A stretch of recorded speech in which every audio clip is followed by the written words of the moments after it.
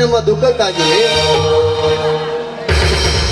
ಈ ಪರದೇಶಿ ತಮ್ಮನನ್ನು ಕಟ್ಟಿಕೊಂಡು ಮುಂದೆ ಹೇಗೆ ನನ್ನ ಜೀವನ ಎಂಬ ಬಾಧೆ ಅಥವಾ ವಯಸ್ಸಾದ ನಿನ್ನ ಮದುವೆ ಚಿಂತೆ ಹೇಳಕ್ಕ ಹೇಳು.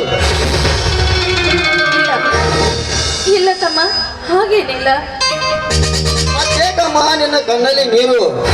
ಬಡಮನೆತನದಲ್ಲಿ ಜನಿಸಿದ ಈ ಜ್ಯೋತಿಯನ್ನು ನಂದಿಸಬೇಕೆಂದು ಯಾವ ಕಂತ್ರಿ ನನ್ನ ಮಗನೇನಾದರೂ ನಿನ್ನ ಮೇಲೆ ಕಣ್ಣು ಹಾಕಿರುವಣಿ?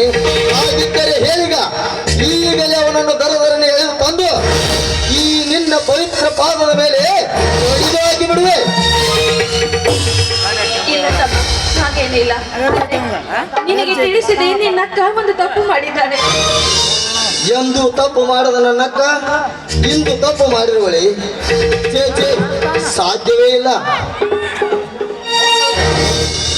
ಈ ದೇವರು ಈ ಬಡತನದಲ್ಲಿ ಹುಟ್ಟಿದ ಈ ಹೆಣ್ಣು ಮಕ್ಕಳಿಗೆ ಈ ರೂಪ ಯೌವನವನ್ನು ಕೊಟ್ಟು ತಪ್ಪು ಮಾಡಿಬಿಟ್ಟ. ಅಂದೇನಕ್ಕ ಈ ನಿನ್ನ ಮಾತು? ಹೌದಪ್ಪ, ಈ ಊರಿನ ಭಾರಿ ಶ್ರೀಮಂತ ಧನಿಕರಾದವರು ನನ್ನ ಮೇಲೆ ಮನಸ್ಸು ಮಾಡಿ ಅಕ್ಕ, ನಿನ್ನ ಮೇಲೆ ಮನಸ್ಸು ಮಾಡಿ ಹಾಗೆ ಕೈಬಿಟ್ರು ಜಮೀನ್ದಾರ. ಹಾಗಿದ್ದರೆ ಹೇಳೀಗ, ಈಗಲೇ ಅವನನ್ನು ಎಳೆದು ತಂದು ಅವನ ಕೈಯಿಂದ ನಿನ್ನ ಕೊರಳಿಗೆ ತಾಳಿ ಕಟ್ಟಿಸಿಬಿಟ್ಟು. ಇಲ್ಲಪ್ಪ, ಅವರೇ ನನ್ನನ್ನು ಹಾಗೆ ಬಿಟ್ಟಿಲ್ಲ. ಗಾಂಧರ್ವ ರೀತಿಯಿಂದ ನನ್ನ ಕೊರಳಿಗೆ ತಾಳಿ ಕಟ್ಟಿದ್ದಾರೆ. ಆದರೆ ತಾಳಿ ಕಟ್ಟುವಾಗ ಅವರ ಕೈ ನನ್ನ ದೇಹಕ್ಕೆ ಸ್ಪರ್ಶವಾಗಿದೆ ವಿನಃ ಇದುವರೆಗೂ ನನ್ನ ಹೆಂಡತಿ ಅಂತ ಒಪ್ಪಿಕೊಂಡು ನಮ್ಮ ಮನೆಗೆ ಬಂದಿಲ್ಲ. ಇಷ್ಟಕ್ಕೆಲ್ಲ ಕಾರಣ ಈ ಹಾಳು ಬಡತನ. ಅಳಬೇಡ.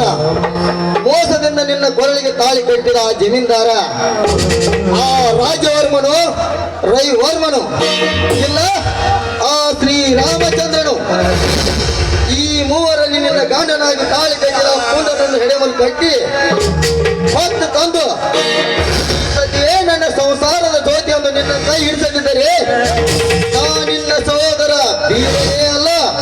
ಈ ಮಾತು ಮಹಾದೇಶ್ವರ ಸಾಕ್ಷಿಯಾಗಿಯೂ ಸತ್ಯ.